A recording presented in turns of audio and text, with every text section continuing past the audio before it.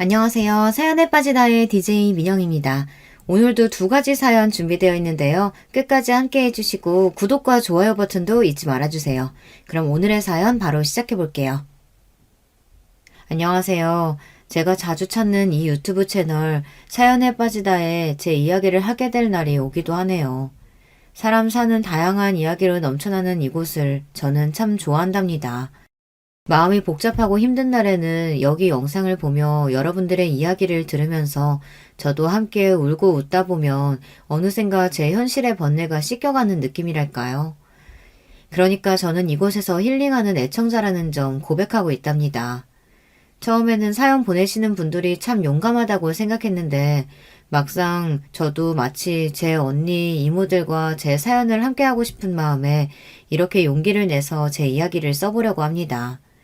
혹시 제 글이 부족하더라도 이해해 주시면 감사하겠습니다. 저는 병원장의 두 딸 중 막내딸로 태어났어요.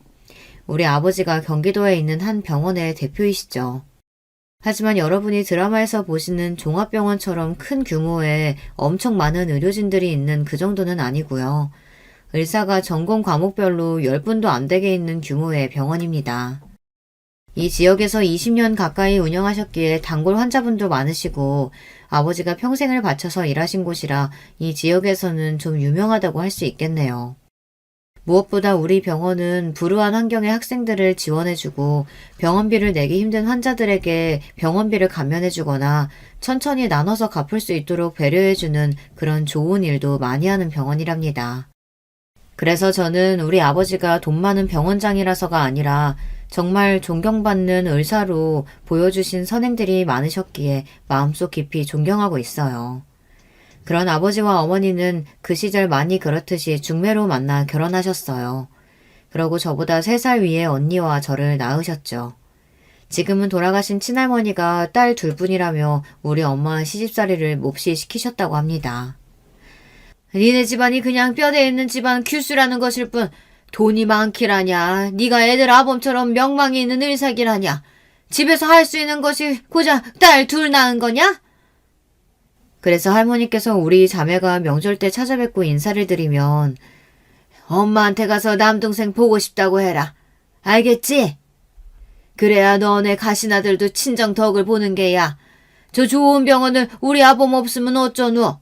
아들이 물려받아야 할 거 아니냐? 이렇게 우리보다는 늘 없는 남동생, 손자 타령을 하셨어요. 그래서 전 할머니에 대한 좋은 기억이나 돌아가시고 난 지금에도 크게 그리움이 없네요.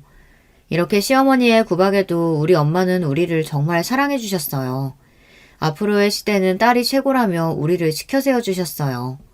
우리 집 거실 한켠에는 늘 검은색 피아노가 있었습니다.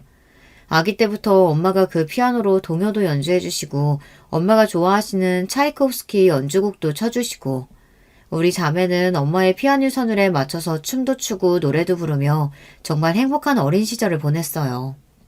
그런 엄마의 영향이었을까요? 언니와 저는 피아노를 가까이 하게 되었고 피아노를 좋아하며 또 잘 치기까지 했답니다. 언니는 초등학교 2학년 때부터 동네 피아노 학원을 다녔는데요. 등원한 지 한 달도 채 되지 않아서 학원 원장님이 우리 엄마한테 그러셨대요. 어머니, 지은이는요, 천재예요, 천재. 이미 바이엘은 물론이고 체르니 30까지 그냥 주어지는 곡은 몇 번만 연습하면 아주 능숙하게 치는걸요? 제 평생 이런 아이는 처음 봐요. 우리 같은 동네 학원에서는 지은이를 감당할 수가 없어요. 제가 아는 친구 중에 대학교 강사로 나가는 피아노 전공 선생님이 있어요. 그 친구 소개해 드릴 테니까 우리 지은이 잘 한번 키워보세요. 우리 언니는 정말 피아노에 재능이 넘쳤습니다. 과외 선생님도 언니의 연주를 들으면 감탄할 정도니까요. 그렇게 작은 콩쿨에서 시작해서 나중에는 시도 대회까지 언니는 정말 피아니스트로 탄탄대로를 걷고 있었어요. 한편 저도 피아노를 좋아했죠. 저도 피아노를 사랑하고 잘 쳤지만 저렇게 남다르게 뛰어난 언니에는 못 미쳤어요. 그래서 주변 친구들처럼 학원을 다니며 즐겁게 피아노를 치고 자연스럽게 피아니스트의 꿈을 꾸었습니다. 가끔 주변 분들이 언니와 저를 비교하거나 또 저 자신조차 언니의 피아노 연주를 듣고 나서 피아노 앞에 앉으면 정말 제 자신이 초라하게만 느껴졌죠. 그렇다고 해서 제가 언니를 질투한 나머지 우리 자매 사이가 나빴던 것은 아니었어요. 우리는 피아노를 사랑한 같은 공통점으로 할 얘기가 많았고 서로를 아껴주었거든요. 하지만 탄탄대로를 달릴 줄만 알았던 언니의 피아노 인생이 끝나게 된 슬픈 사건이 벌어지고 말았어요. 그것은 언니에게 찾아온 첫사랑 때문이었습니다. 언니에게는 고등학교 때부터 사귀어온 어떤 오빠가 있었나 봐요. 그런데 연애를 하던 언니는 차츰 피아노 연습을 게을리해서 선생님과 엄마에게 꾸중을 듣기 시작한 거예요. 늘 엄마가 그만 피아노 연습 좀 해라, 제발 쉬어라 했던 그 언니가요. 하지만 언니는 사랑을 멈출 마음이 없어 보였어요. 아니 오히려 집에서 반대하니까 그 열정이 더욱 불타올랐던 모양입니다. 명문대 대학 입시를 반년 앞두었던 어느 날 언니는 그만 편지 한 장을 남겨놓고 가출을 하고 맙니다. 엄마, 아빠, 그리고 내 동생에게 이 못난 딸을, 언니를 용서하지 마세요. 저에게는 그 사람이 제일 중요하고 그를 따라서 어디에서든 건강하게 잘 살고 있을 테니까요. 부디 우리 가족분들 모두 건강하게 잘 지내요. 저를 찾지 마세요. 큰 콩쿨 대회에서 어려운 라흐마니노프 피아노 협주곡 3번 연주를 마치고 자신감 있게 웃던 그 멋진 언니가, 저와 주변에 부러움을 샀던 그 언니가 남자 때문에 가출을 하다니 저는 너무 놀라서 까무러칠 뻔했어요. 하물며 우리 아버지 엄마는 어떠셨겠어요. 정말이지 우리 가족은 언니의 가출 이후로 웃음을 잃게 되었습니다. 저는 언니의 일로 충격을 받기는 했지만 그래도 열심히 공부해서 서울의 한 대학교 피아노 전공으로 입학하게 되었습니다. 사실 부모님에게 언니를 대신해서 기쁨을 드리고 싶은 마음도 있었어요. 하지만 대학교에서 피아노를 전공하면서 저는 현실의 벽을, 평범한 학생의 좌절을 맛보게 됩니다. 언니처럼 대단한 능력을 갖지 못했으니 과에서 두각을 나타내지를 못했고요. 심지어 알만한 콩쿨 대회에서 한 번도 입상한 적이 없으니 이제는 피아노를 그만둬야 하나 하는 괴로운 고민을 시작하게 되었어요. 그때 저는 같은 과에서 한 남자친구를 만나게 돼요. 힘들어하는 저를 위로해주면서 마음을 열게 된 남자친구였죠. 나는 네가 피아노 연주할 때 가장 아름답고 행복하다는 거 알아. 설령 피아니스트로 유명해지지 못하더라도 네가 피아노를 그만두지 않았으면 좋겠어. 누구보다 제 마음을 이해해주는 이해심 많은 남자였어요. 사실 제 마음속에서는 누군가 그런 말을 해주기를 기다리고 있었던 것 같아요. 그렇게 우리는 뜨겁게 사랑을 했습니다. 그러던 어느 날 유럽 헝가리에서 남자친구에게 좋은 조건의 유학 제의가 들어오게 되었어요. 장학금을 받으면서 학비 걱정 없이 대학원에 다닐 수 있게 되고 졸업하고 나면 앞으로의 음악 인생에서 정말 좋은 커리어가 생기는 것이기 때문에 저는 크게 축하해 주었죠. 하지만 이 소식을 전하는 남자친구의 표정은 밝지만은 않았어요. 맞아요. 저 때문이죠. 그가 헝가리로 유학을 가고 나면 우리는 적어도 4년 이상은 못 버는 처지가 되니까요. 남자친구는 저에게 결혼해서 함께 유학 가는 것을 권했어요. 하지만 이제 막 22살의 제가 갑자기 결혼이라니 믿겨지지가 않았죠. 그리고 결혼은 우리끼리 좋다고 할 수 있는 것만은 아니잖아요. 처음 이 이야기를 엄마에게 조심스럽게 전했죠. 정민아, 그게 무슨 말이니? 너 언니 생각 안 나? 아직 대학교도 졸업하지 않은 어린 네가 아직 알지도 못하는 남자랑 결혼해서 유학까지 간다니. 엄마는 그런 생각 해본 적 없어. 엄마는 너무 속상해하셨습니다. 그리고 엄마에게서 이 이야기를 들으신 아버지는 저를 불러서 말씀하셨어요. 정민아, 우리에게는 이제 너뿐이란다. 하나뿐인 딸마저 잃고 싶지 않구나. 생각을 바꿔볼 수 있겠니? 그리고 아직 그 친구를 소개받진 않았다만 그 남자는 비전이 없어. 이쪽 음악 업계는 너도 잘 알잖니. 혼자 능력 있고 잘한다고 되는 것도 아니고 그 친구가 유학 다녀온들 꼭 성공하리란 보장이 없지 않아. 들어보니 그 친구 집안이 그렇게 지원을 해줄 만한 집안도 아닌 것 같더구나. 나는 그 친구 따라 외국 가서 고생할 네 생각하면 이 결혼 허락해줄 수가 없다. 부모님은 언니를 한순간에 남자에게 빼앗긴 예전의 충격에서 아직 헤어나오지 못하신 것 같았어요.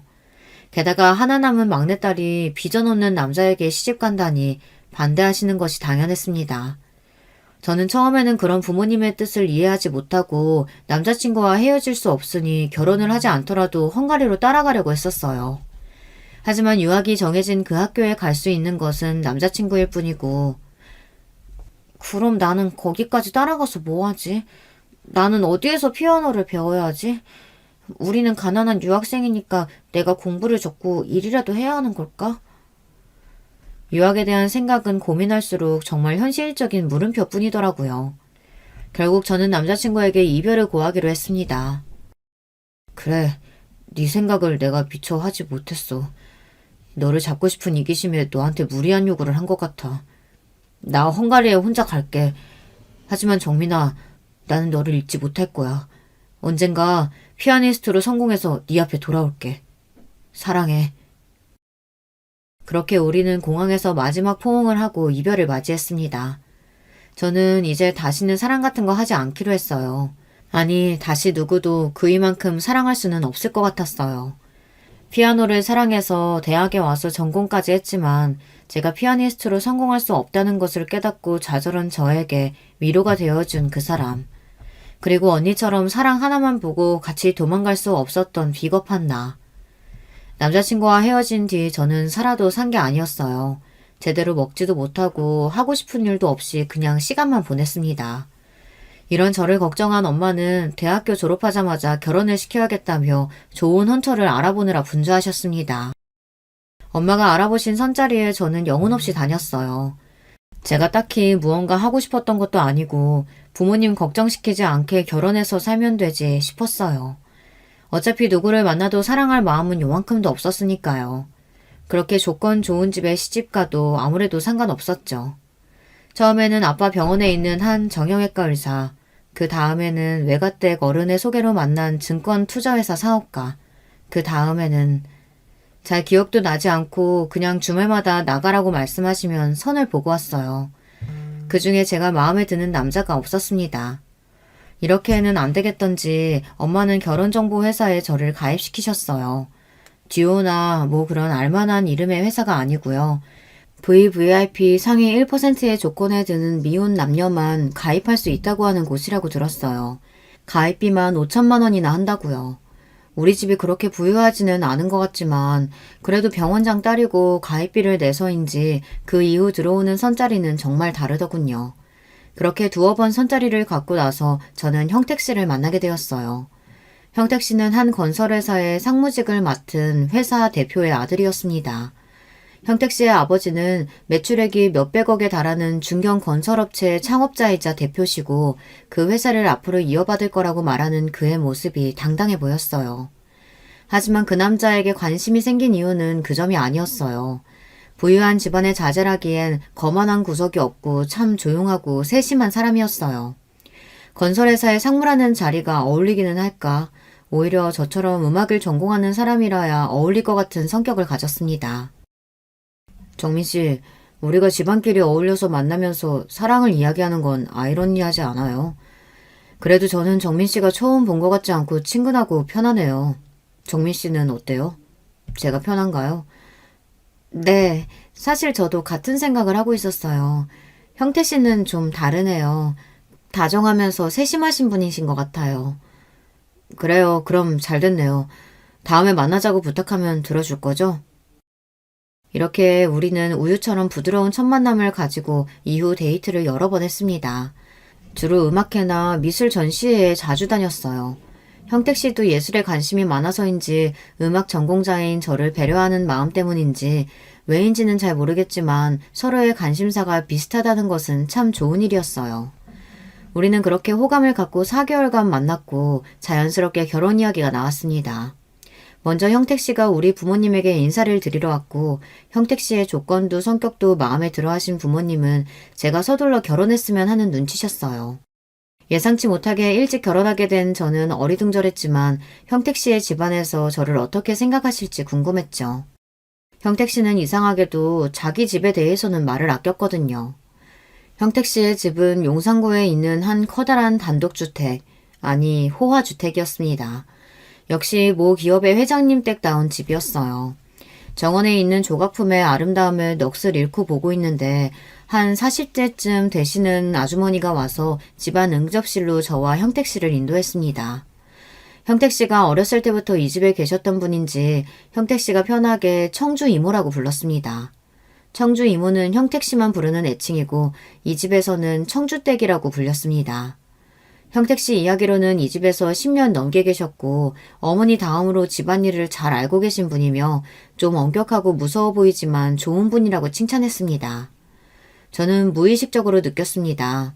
아, 청주댁과 잘 지내야 이 집에서 잘 지낼 수 있겠구나. 맞아요.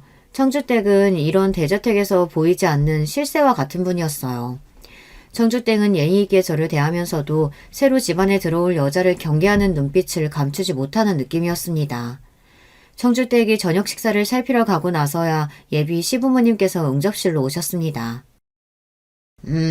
아가씨가 우리 형택씨의 배필이로군. 반가워요.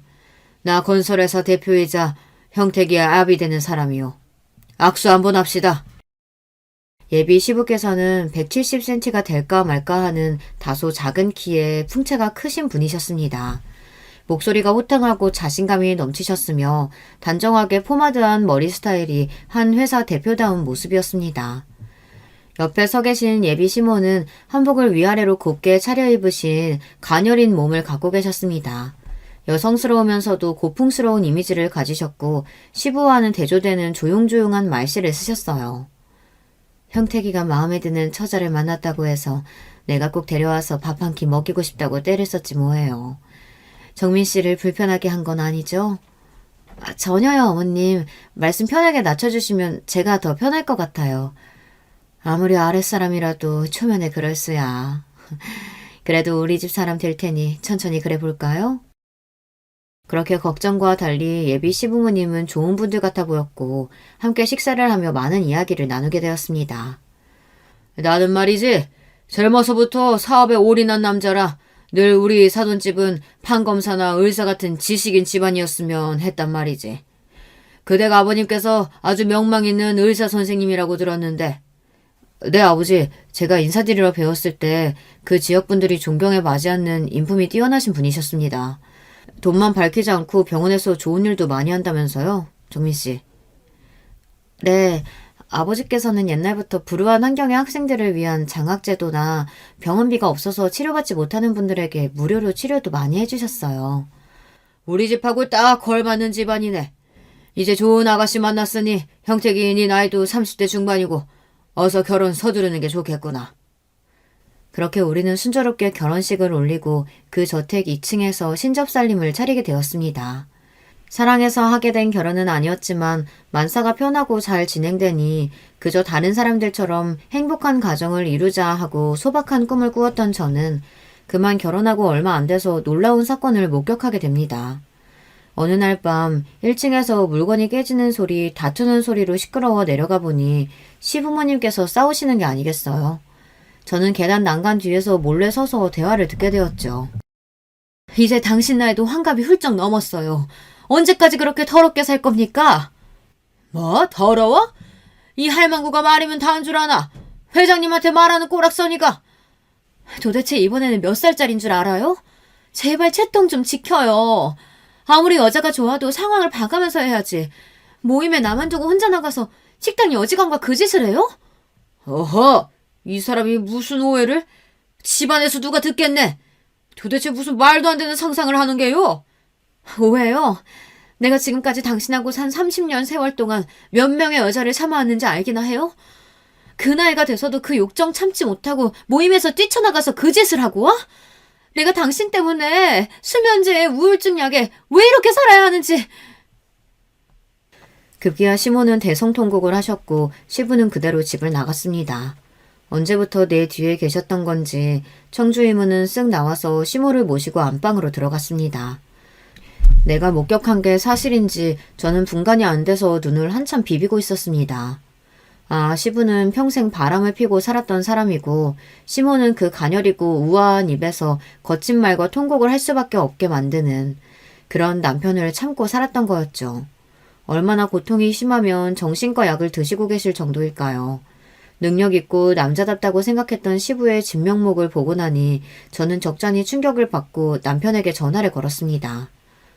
여보, 밤 12시가 넘었는데 어디 있길래 아직 집에 안 들어온 거예요? 그때 남편의 수화기 너머로 왁자지껄한 사람들 소리, 큰 음악 소리, 도대체 남편은 지금 어디에서 뭐 하고 있는 걸까? 아, 거래소 사람들과 회식이 길어졌는데 먼저 자요. 나 늦게 들어갈 것 같군요. 여보, 방금 아버님 어머님이 크게 싸우셨어요. 아버님이 여자 문제로 사고 치신 것 같고 어머님은 대성통곡 하시고 어서 들어와서 여기 정리해야 되지 않겠어요? 내가 나서기 좀 민감한 문제 같아서 그래요. 아, 여보, 그런 일 비일비재해요. 우리 부모님 평생 그렇게 사셨으니까 너무 걱정하지 말고 그냥 자요. 이렇게 대수롭지 않다는 듯이 남편은 전화를 끊었습니다. 여러분, 이게 무슨 말이겠어요. 늘상 이 집에서는 시부의 여자 문제로 다툼이 잦은 콩가루 집안이라니. 이게 익숙하다는 듯이 넘겨버리는 남편도 놀라웠어요. 아무리 부부 사이, 남녀 사이는 제3자가 모르는 거라지만 제가 커왔던 우리 집에서는 상상도 할 수 없는 문제였습니다. 그런데요, 저를 더 불안하게 만든 문제는 또 있었어요. 잦은 외박과 늦은 귀가를 하는 남편이요. 일이 바쁘다고는 하지만 누가 이 시간까지 일을 하나요? 방금도 분명 어디 유흥업소나 클럽, 나이트 이런 데인 듯한 추측이 들었어요. 설마 이 남자도 시부를 닮아서 여자 관계가? 제가 이런 의심을 품게 된 데에는 또 다른 이유가 있었는데요. 연애 시절에 남편은 매너 있고 젠틀하지만 손을 잡는다든가 팔짱을 끼는 정도의 스킨십에 멈춰 있었습니다. 키스도 청혼할 때 처음 했었죠. 과거 남자친구와 열정적이었던 사람과는 사뭇 달랐어요. 그런데요, 결혼하고 떠난 신혼여행에서도 남편은 저와 하룻밤만 같이 보냈습니다. 이게 저는 이상하다고 생각한 겁니다. 그날 밤 저는 이런저런 걱정에 잠도 제대로 못 자고 1층으로 내려왔어요. 하지만 시부와 시모는 여느 아침과 다를 바 없다는 듯이 말끔하게 계셨고 평소와 다를 바 없이 식사를 하셨죠. 세아기 잘 잤냐? 아니 청주댁 오늘 국이 간이 안 맞지 않소? 요즘 청주댁답지 않게 왜 이렇게 실수가 많아? 청주댁이 그럴 만한 사정이 있어요. 청주댁 앞으로 김 실장 통해서 간 맞추고 이따 나 좀 봐요. 매사 완벽하고 꼿꼿하던 모습과 달리 요즘 청주 이모는 안절부절하고 전에 없던 실수를 자주 하셨어요. 식사 후 저는 정원을 산책하면서 어제 있었던 일을 곱씹어 보고 있었습니다. 남편은 결국 집으로 귀가하지 않고 회사로 바로 출근한 모양이었어요. 오늘 집에 오면 얘기 좀 나눠봐야 하나? 진짜 바람 피는 거면 어쩌지? 그때 저 멀리 청주 이모가 정원 한켠에 서서 한참 통화를 한 뒤에 눈물을 짓고 있었습니다. 무슨 심상치 않은 일이 있다는 생각에 저는 청주댁에게 다가갔습니다.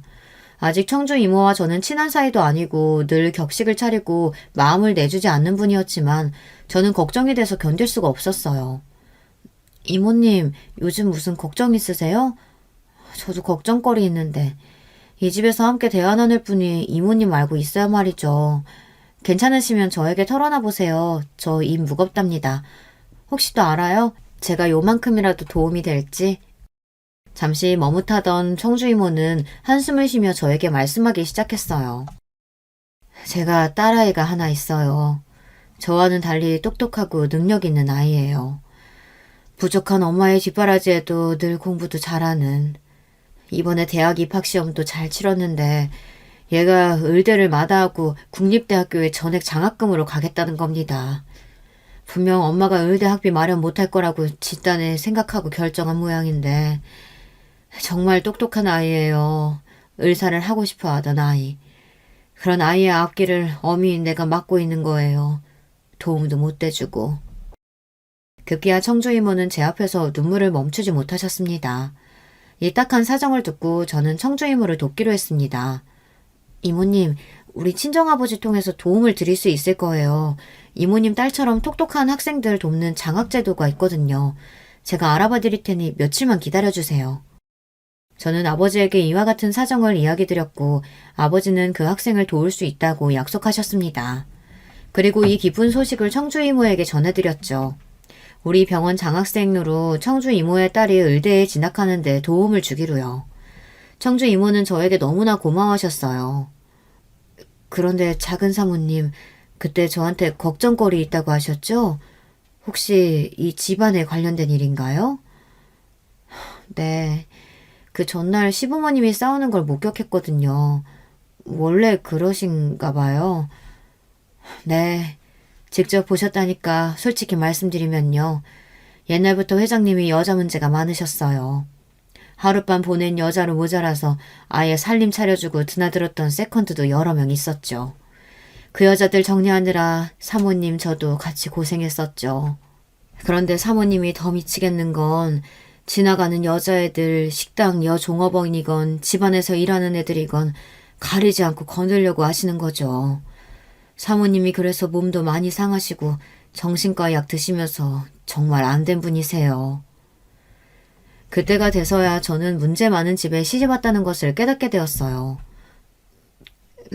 근데 사모님, 제가 이런 거 궁금해한다고 기분 나빠하지 않아주시면 뭐 하나 물어봐도 될까요? 사실 큰 사모님도 궁금해하시는 부분이기는 한데 아기 소식이 있다거나 상무님과 부부관계가 괜찮으신지요? 갑자기 훅 들어온 민감한 질문에 저는 너무 당황했어요. 네? 아니 왜 그런 걸 궁금해하시는... 이모님도 아시겠지만 남편이 집에 잘 안 들어와요. 요사이 외박도 잦고 저를 아내로서 좋아하기는 하는 것 같은데 왜인지 밤에는 저를 피하는 기분이에요. 맨날 혼자 잠드는 것 같아서 저 좀 외롭네요. 저는 멋쩍듯이 웃으며 가볍게 넘기려고 했죠. 그런데 제 얼굴을 찬찬히 걱정스럽게 살피는 이모님의 표정에 왠지 모르게 찜찜했어요. 어쨌든 자신의 딸을 도와준 일을 계기로 청주 이모와 저는 둘도 없는 사이가 되었습니다. 그리고 시부의 여자 문제는 날로 시끄러웠고 시모는 갈수록 건강이 악화되셨죠. 급기야 어느 날 새벽 시모는 욕실 안에서 의식을 잃고 쓰러져 계셨습니다. 스트레스를 참다 못한 어머님은 그만 자살 시도를 하신 거예요. 마침 집안에서 청주 이모와 얘기를 나누고 있던 보안팀 관리소장 서 과장이 시모를 모시고 응급실에 가서 다행히 큰 일은 당하지 않을 수 있었습니다. 하지만 의식을 찾은 시모는 집에 돌아오고 싶어 하지 않으셨습니다. 며느리인 네 앞에서 할 얘기는 아니다만 난 그 집에는 가고 싶지 않구나. 네 시아버지와 이혼할 수도 없으니 그냥 날 요양원에 보내다오. 시모는 눈물을 짓고 저를 바라보며 말씀하셨습니다. 같은 여자로서 저는 가슴이 아팠습니다. 그 길로 모든 시설이 안락하고 어르신들의 사교 취미활동을 잘 지원해준다고 소문난 요양원을 수소문해 시모를 입소시켜드렸어요. 그리고 일주일에 한 번씩 찾아뵙고 안 계신 동안 집에 일어난 일들을 이야기 나누는 말벗이 되어드리고 또 그곳에서 불편함 없이 잘 지내시는지 챙겨드렸습니다.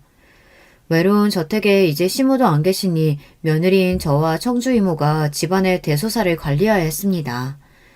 게다가 시어머니가 집에 안 계시니 시아버지는 더욱 대놓고 집 안과 밖에서 여자를 탐닉하고 다녔습니다. 그 연세에 그 정력이 참으로 신기했어요. 그런데 말이죠. 그런 아버지와 대조되는 아들, 제 남편은요. 저와 부부관계를 맺은 것이 단 2번뿐이었습니다. 결혼한 지 7년 동안 말이죠.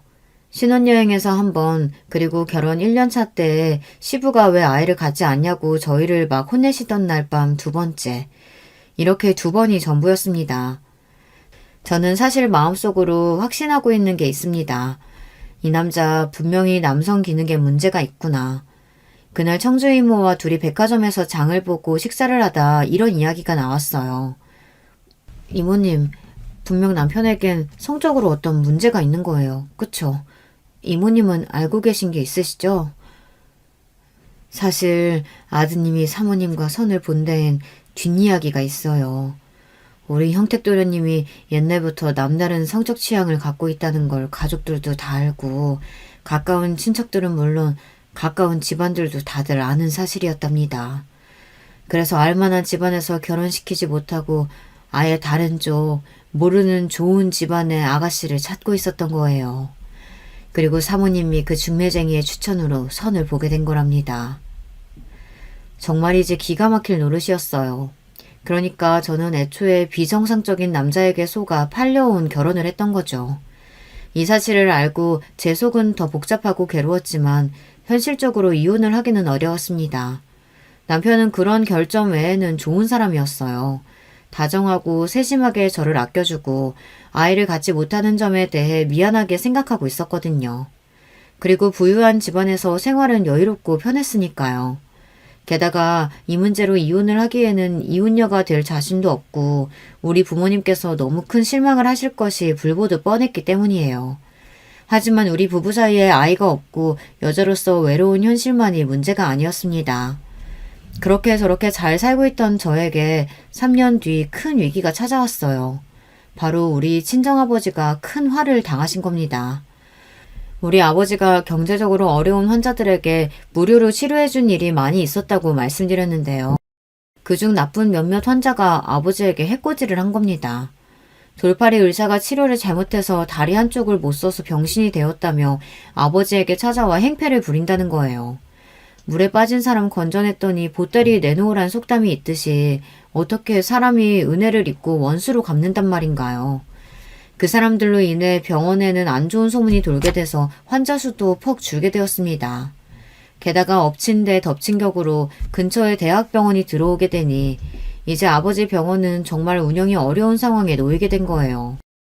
그리고 그 환자들끼리 모여서 아버지에게 의료소송을 한다고 손해배상을 물게 한다고 더욱 아버지를 괴롭혔습니다. 다른 의사는 몰라도 우리 아버지는요. 병원비도 양심적으로 받고 기부나 봉사도 많이 하셔서 여느 병원장만큼 재산도 많지 않았어요. 그저 평범한 집이었을 뿐인데 협박하는 환자들에게 합의금을 물어주고 또 병원의 상황은 악화되니 결국 폐업의 위기에 들어선 거예요. 그 병원은 우리 아버지의 의사생활 전부를 바친 곳인데 결국 그렇게 허망하게 병원 문을 닫아야 했습니다. 이미 나이가 65이 넘으신 아버지는 이 충격에 건강마저 안 좋아지시고 집에 몸져 누워 계셨어요. 친정일로 슬픔에 젖어있던 어느 날 식사 자리에서 시부가 저에게 말씀하셨어요. 비서통에서 사돈댁 얘기 들었다. 아니 이게 대체 어찌 된 일이란 말이냐? 에이 거참 겨우 병원 하나 있는 집인데 그마저도 문을 닫다니. 재산도 거의 없다고 들었는데 사실이냐?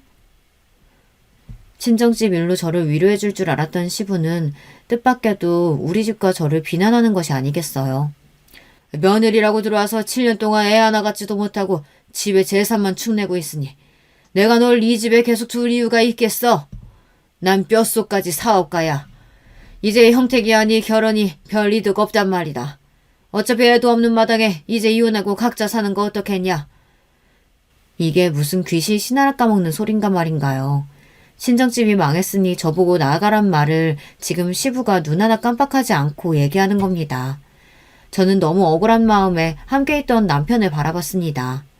남편도 시부 얘기에 당황했지만 이미 시부에게 얘기를 들은 터인지 저만큼 놀란 반응은 아니었어요. 아버지, 저번에도 말씀드렸듯이 저 이 사람 아내로서 좋아요. 계속 함께하고 싶습니다. 네가 지금 나한테 대들겠다는 거냐? 며느리는 네가 어떤 남자인지는 알고 있어? 이제 헤어지는 마당이니 내가 솔직하게 얘기하마. 형택이는, 아니 네 남편은 말이다. 여자를 품을 수 없는 남자다. 여자랑 밤일을 할 수가 없다고. 지금까지 살면서 너도 대충 눈치는 채지 않았냐? 이제 우리 회사와 거래할 만한 다른 집안에서 네 다음 부인 찾아볼 테니 어서 정리해라. 정신이 아득해지는 기분이었습니다. 7년간의 결혼 생활 동안 대충 눈치는 채고 있었지만 그렇다고 시부한테서 이렇게 직접적으로 남편의 이상한 성적 취향을 듣게 될 줄은 몰랐습니다. 그리고 이제 저하고 거래할 것은 없으니 나가라고 내쫓는 이 현실도 믿기지가 않았어요. 저런 남편과 살면서 집안 살림도 하고 요양원에 계신 시모도 모셔가며 정말 며느리로서 할 도리 잘하고 살았는데 말이에요. 남편은 강압적인 아버지 밑에서 자기는 지금까지 거역한 적이 없다며 너에게 해줄 수 있는 것이 없어서 미안하다고 그렇게 계속 저에게 미안해하기만 할 뿐이었습니다. 저는 이대로 이 집에서 내쫓기고 마는 걸까요? 방에서 울면서 이혼 준비를 알아보고 있을 때였어요. 청주 이모가 방에 들어오셔서는 저를 달래주었습니다. 저는 친정엄마인 양 이모님을 끌어안고 엉엉 울었습니다. 이모님 아시잖아요. 제가 7년 동안 어떻게 살았는지. 저 정말 열심히 잘해왔다고 생각했는데 이렇게 하루아침에 쫓겨날 수 있는 거예요? 바보 같은 남편도 해줄 수 있는 게 없대요. 알지. 내가 알지. 우리 작은 사모님 이 막대먹은 집안에서 유일하게 사랑굿이라는 사람이었는데 이런 보물을 몰라보는 김 회장 벌 받을 거예요. 벌 받고 말지. 자, 이제 그만 울고 정신 차려봐요. 멍충이처럼 한 푼도 없이 쫓겨날 거예요, 정말? 울음을 멈추고 고개를 든 저에게 이모는 USB 하나를 건네주는 것이었습니다. 곱게 자란 사모님에게 그간 내가 이 집안 비밀을 구구절절 말할 수는 없으니 여기에 담긴 영상을 한번 봐봐요. 그리고 이 비밀은 여기 김씨 남자들의 치부랍니다. 이혼하면서 빈손으로 할 순 없잖아. 사람에게 인색하기로 소문난 김 회장이 며느리한테 위자료 한 푼 주지 않을 거라는 건 내가 알아요. 변호사랑 이 영상 어떻게 써먹을지 잘 고민해보고 잘 사용해주면 좋겠어요. 그동안 이 집에서 날 사람답게 친이모처럼 대해주고 따라줘서 고마워요. 그런 이모가 주는 선물이라고 생각해요. 복받쳐 오르는 감정에 이모는 말을 다 끝마치기도 전에 눈물을 참지 못하고 밖으로 나가셨습니다. 이모의 선물, 나의 동아줄, 그 안에 담긴 영상은 무엇일지 여러분 감이 오시나요? 지금 이 사연을 듣고 계실 여러분들은 정상적이고 좋으신 분들이 많으실 텐데 제가 설명할 그 영상에 대한 이야기를 듣고 충격받지 않으시길 미리 당부드립니다. 우선 A 폴더에 들은 수십 개의 영상은 바로 시부가 찍힌 영상이었습니다. 그간 얘기로만 들었던 시부가 여자들을 성추행하고 심지어 강제로 관계를 가진 영상까지 있었습니다. 이 집안에서 일하는 여자분들 혹은 건설회사의 여직원들, 많게는 50대부터 어리게는 20살도 채 되지 않은 도우미 분의 딸까지 금수 같은 시부는 손으로 더듬고 추행했습니다. 여자들은 반항하고 싫어했지만 시부는 자신의 돈을 믿고 권력을 믿고 여자들을 갖고 논 것이었던 거예요. 단순히 여자들과 놀아난 문제 그 이상이었습니다. 강제 성추행, 성폭행이라는 범죄를 저질렀으니까요. 시부가 그동안 그분들에게 알량한 돈으로 입막음하면서 그 나이 처먹도록 그렇게 살았다는 사실에 저는 화가 났습니다. 더러운 포르노를 보며 저는 제 눈을 씻고 싶었습니다. 게다가 그런 악행을 저지른 자가 시부라니, 내 남편의 아버지라니, 정말 기가 찰 노릇 아니겠어요. 하지만 이게 끝이 아닙니다. 다음 B 폴더의 주인공은 다름 아닌 제 남편이었어요. 제 남편은 어떤 영상에서는 한 명의 남성과 또 어떤 영상에서는 여러 명의 남성과 옷을 거의 다 벗다시피 하고 정말 변태처럼 노는 거예요. 성적으로 말이에요. 어디서도 보도 듣도 못한 광경에 저는 입이 떡 벌어져서 영혼이 빠져나가는 기분을 느꼈습니다. 그러니까 저 변태처럼 놀고 있는 사람이 내 남편이고 여자가 아닌 남자들이랑 관계를. 지금 이 글을 쓰면서도 너무 치욕스럽고 더럽고 창피하네요. 이렇게 충격적인 시부와 남편의 비밀 영상을 보고 나니 시부가 요구하지 않아도 이 집에 있을 이유가 사라져버렸습니다. 그래도 행복하고 평범하게 열심히 살았다고 생각했는데 지난 7년간의 결혼 생활은 정말 물거품이고 허상이었다는 생각에 너무너무 힘들었습니다. 저는 이 영상들을 보고 난 뒤 청주 이모와 이야기를 했습니다. 작은 사모님, 많이 놀랐죠? 정말 미안해요. 이 집 남자들이 얼마나 형편없는 인간들인지 알면서도 미리 얘기하지 못했어요. 이모는 진심으로 저에게 미안해 하셨어요. 이모, 저는 정말이지 좀 더 일찍 얘기해 주셨으면 이 집에서 살지 않았을 거예요. 진작에 이혼했겠죠. 그런데 왜 이제 와서 저한테 이 얘기를 해주시는 거예요? 저도 우리 작은 사모님이 너무 좋은 분인 걸 알기에 양심의 가책을 느껴가며 숨길 수밖에 없었던 이유는 회장님 때문이었어요. 지들이 숨기게 많다는 게 찔렸는지 이 집안 사람들 모두에게 철저히 비밀로 할 것을 강조하고 심지어 협박까지 했어요. 그리고 사모님이랑 상무님이 그래도 잘 살고 계신 것을 알기에 굳이 이 일을 얘기해서 결혼 생활을 끝낼 필요야 있겠나 했죠. 그런데 회장님이 말도 안 되는 이유로 사모님을 하루아침에 내쫓는 모습을 보니 이대로 있을 수는 없겠다고 용기를 낸 거예요. 그리고 이혼할 때 증거 필요하잖아요. 이 증거만 있으면 이혼할 때 많은 위자료 요구하실 수 있어요. 그런 사정이 있으셨군요. 지금이라도 저를 도와주셔서 고마워요, 이모. 그런데 그 영상은 어떻게 얻으신 거예요? 이 집 보안팀 관리소장, 서 과장이라고 아시죠? 사실 서 과장과 저는 언젠가부터 가까운 사이가 되었어요. 그리고 이 집에 감추고 있는 비밀에 대해 서 과장은 저보다 더 많은 것을 알고 있다는 것을 알게 된 건 그리 오래되지 않았답니다. 서 과장에게 얘기 들어보니 회장님과 상무님은 그동안 자신들의 더러운 행위를 이 집 뒤편에 창고로 쓰는 별채에서 은밀하게 하고 있었던 거예요. 온 집안의 CCTV를 관리하고 있는 서 과장은 그 은밀한 별채에도 CCTV가 있다는 사실을 알고 몰래 보관하고 있었고요. 아마 회장님과 상무님은 그 별채에 옛날부터 설치되어 있던 CCTV가 있다는 사실도 모르고 그 짓들을 한 걸 거예요. 그러니까 작은 사모님, 부디 그 두 나쁜 놈들한테 복수해 주세요. 우리 큰 사모님 못까지요. 저는 청주희 이모의 도움으로 큰 무기를 얻게 된 것입니다. 그리고 제 방으로 올라가서 제 모든 짐을 싸서 이 집에서 나올 준비를 다 해놓고 남편과 시부에게 저녁 때 집에서 보자고 연락을 남겼습니다. 이윽고 씩씩대면서 들어오는 시부와 어쩔 줄 몰라하며 조용히 따라오는 남편이 보였습니다. 너 아직도 집에 안 가고 뭐하고 있냐? 어디서 시아버지랑 남편한테 건방지게 오라가라야? 이렇게 흥분하시기엔 아직 이릅니다. 두 분 여기 소파에 앉아서 TV를 봐주세요. 이제부터 아주 기가 막힌 영상이 나올 테니까요. 저는 긴장되고 두근거리는 마음을 감출 수가 없었습니다.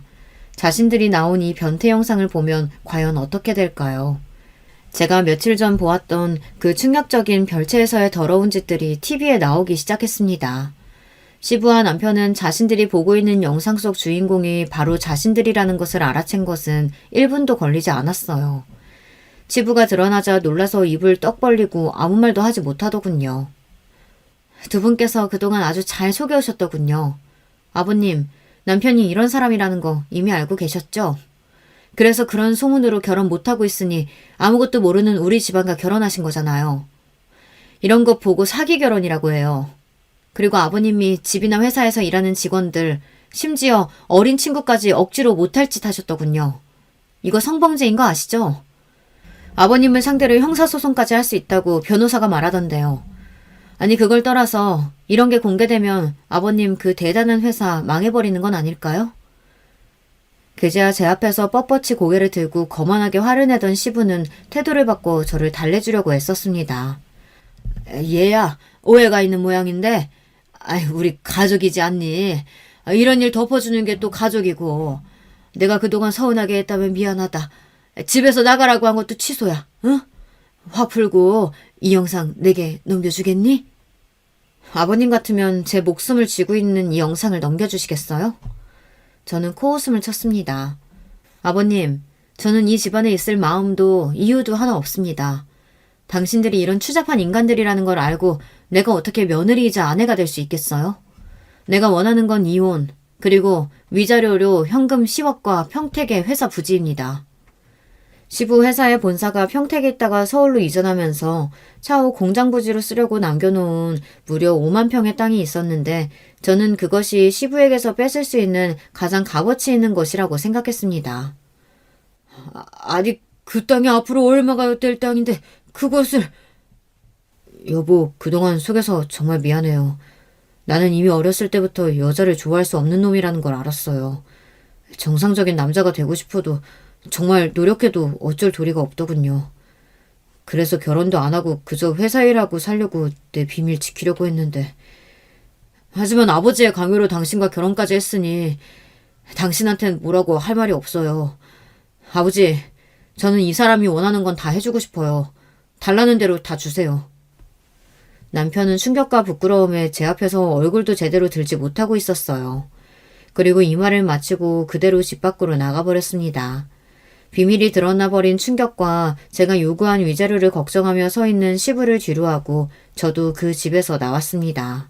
그리고 친정에 가서 이 모든 일을 솔직하게 털어놓았어요. 우리 엄마는 그런 결혼을 하게 만들어서 너무 미안하다며 저를 자꾸 흐느끼셨습니다. 아버지는 안쓰러운 마음으로 저를 가만히 보시더니 미안하다며 고개를 떨구셨습니다. 얼마 뒤 시부는 회사 직원을 시켜 제가 요구한 현금 10억과 제 명의로 이전 등기한 평택 공장 부지의 서류를 보내왔습니다. 그리고 그 서류들 앞에 메모지 한 장이 있었어요. 이거 먹고 떨어져라. 비밀이 새어나갔다가 무사하지 못할 거다. 저를 협박하는 내용이더군요. 끝까지 파렴치한 모습을 보여주는 시부였습니다. 저는 이혼녀였지만 아주 돈 많은 이혼녀가 되었으니 괜찮았습니다. 사실 돈을 못 받았더라도 이혼하고 싶었지만 이렇게 되었으니 우리 아버지를 도울 수 있게 되었습니다. 아버지, 이건 제가 그동안 그 집에서 7년 동안 참고 살아온 대가로 받은 돈하고 땅이에요. 그러니 이제 다시 아버지 병원 여세요. 앞으로 돈 걱정하지 마시고 아버지가 하고 싶은 대로 아픈 사람들 치료해 주세요.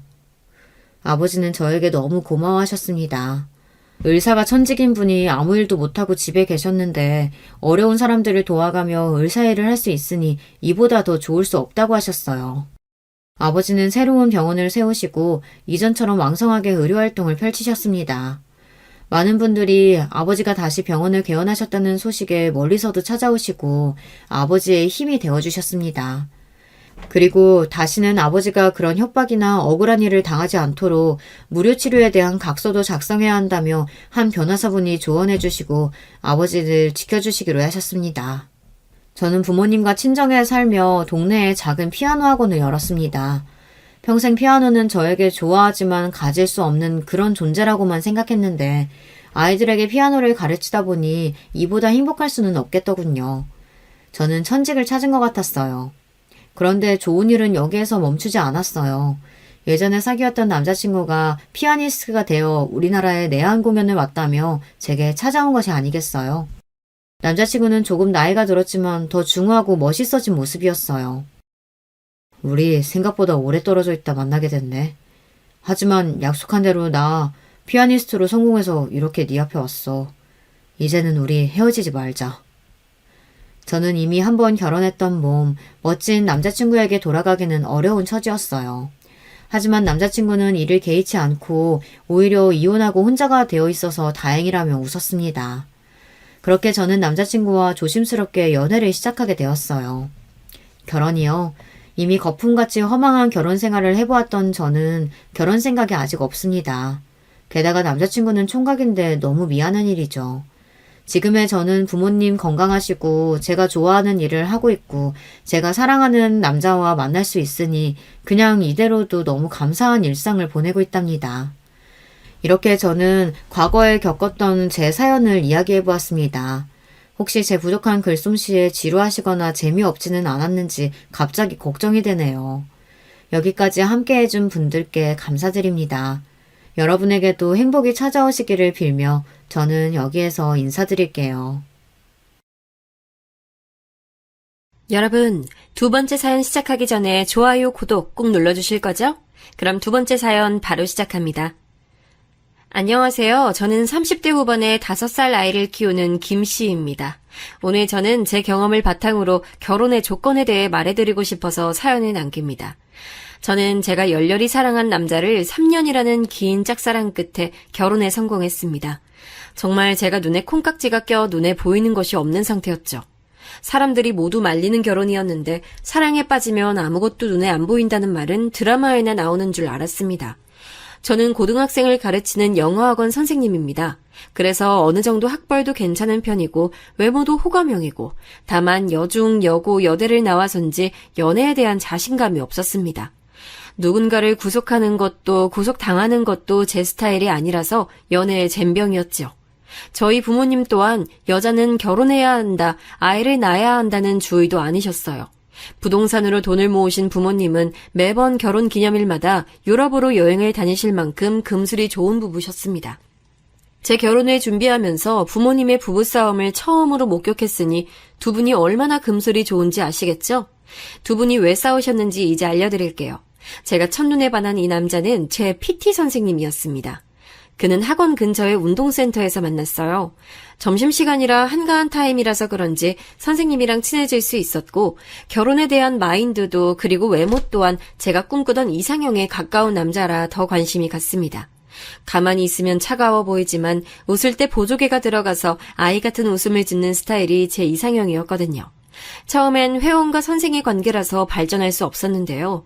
제가 적극적으로 대시하고 3년이라는 시간을 매일 같은 시간 운동을 하면서 친해지다 보니 저희는 결혼 얘기가 나올 만큼 가까워져 있었습니다.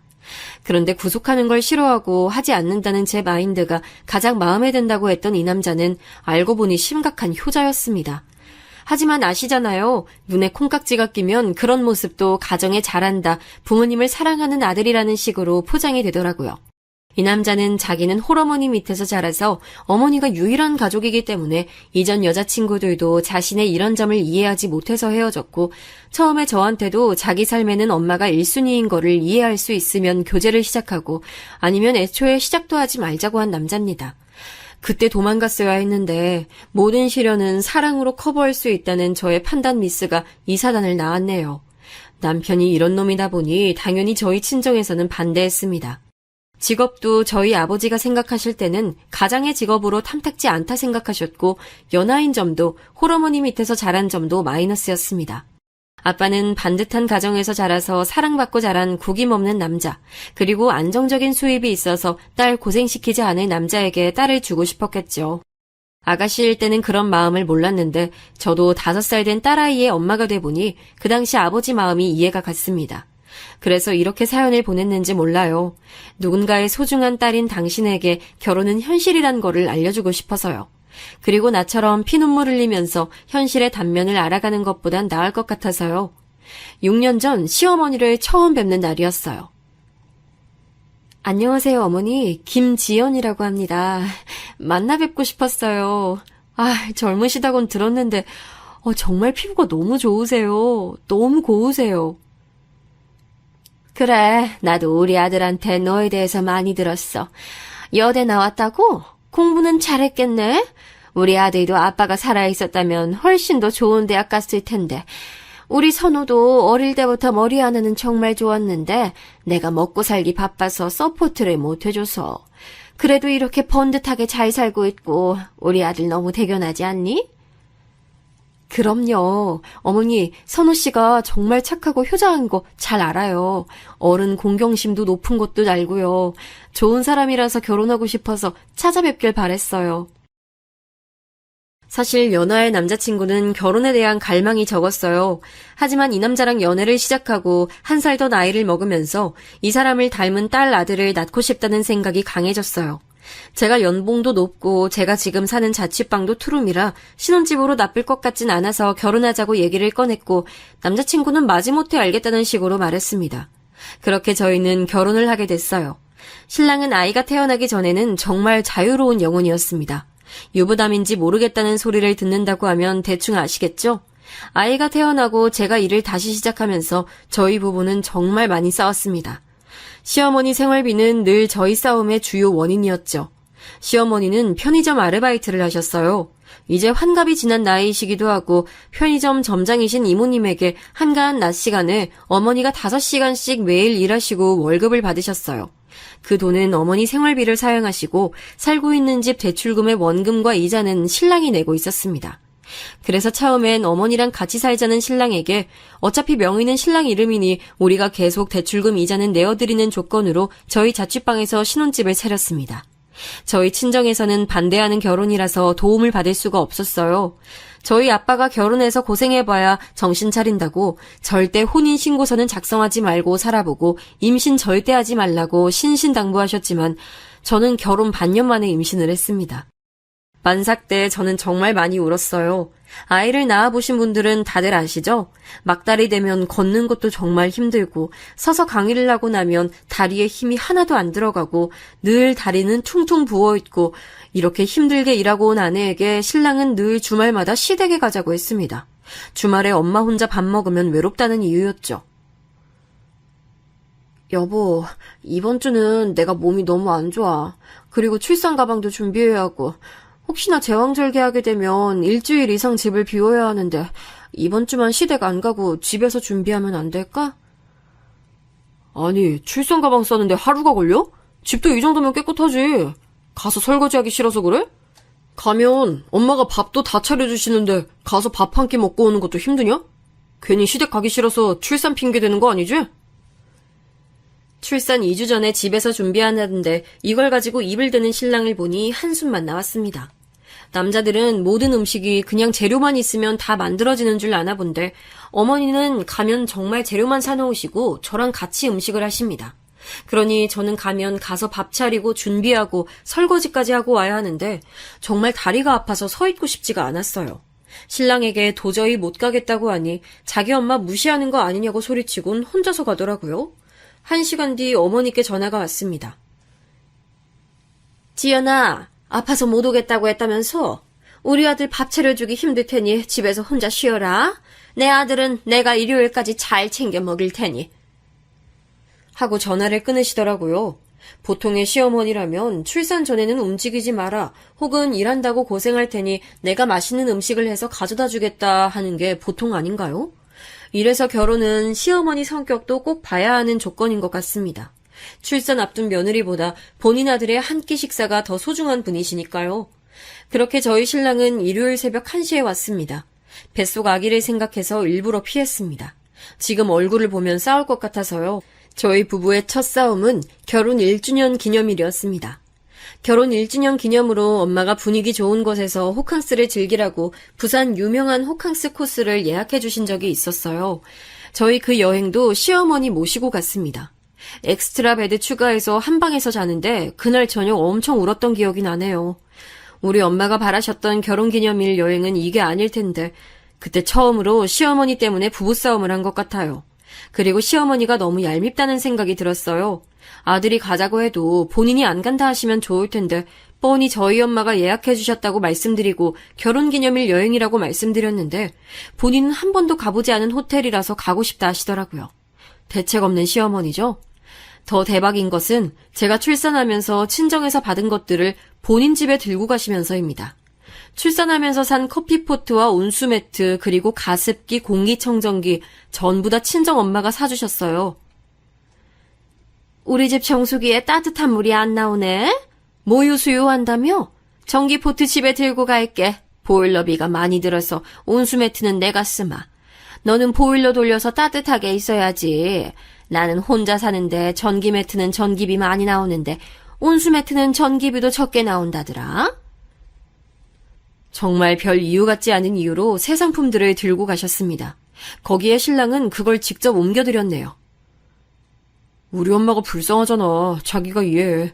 우리 엄마 30대부터 나 하나만 보고 사셨고 적어도 나는 우리 엄마에게 잘해야지. 엄마가 날 어떻게 키웠는데. 하면서 자기 엄마만 가족인 것처럼 말하는 신랑에게 화가 났습니다. 대부분 남자들이 아이가 생기면 모든 것의 1순위가 아이가 되는데 왜 자기는 아직도 어머니가 세상의 전부인 것처럼 굴어? 우리 딸이랑 나는 당신한테 가족 아니야? 솔직히 어머니도 이해가 안 가. 나 애 낳고 나서 쓰라고 받은 건데 그걸 어떻게 가져갈 생각을 할 수 있는지. 내가 딸이었어도 이러실까? 저는 울면서 말했습니다. 우리 엄마가 나를 위해 준 것까지 가져다 주니 화가 나더라고요. 남편은 이런 제 행동을 산후 우울증의 일종으로 생각하면서 그저 엄마는 불쌍하니까 우리가 이해해야지. 당신은 아직 젊고 살 날도 많으니까 라는 이유로 모든 걸 이해시키려 했습니다. 남편은 이렇게 시댁과의 문제가 생기면 그저 넘어가기만 바랐습니다. 이야기 자체를 피하기도 했고요. 이런 문제는 계속 터졌습니다. 하루는 아이가 아파서 병원에 가려고 바쁘게 준비했습니다. 어머니께서 전화가 왔습니다. 엄마가 일하다가 넘어져서 손목을 삐끗한 것 같은데 병원 좀 같이 가자 하시더라고요. 어머니가 일하시는 편의점 바로 옆 건물이 정형외과가 있는데도 불구하고 같이 가자고 전화를 하신 겁니다. 하지만 저희 집 근처에는 소아과가 없어서 걸으면 15분 정도 차를 타면 5분이면 갈 수 있는 거리에 소아과가 있었어요.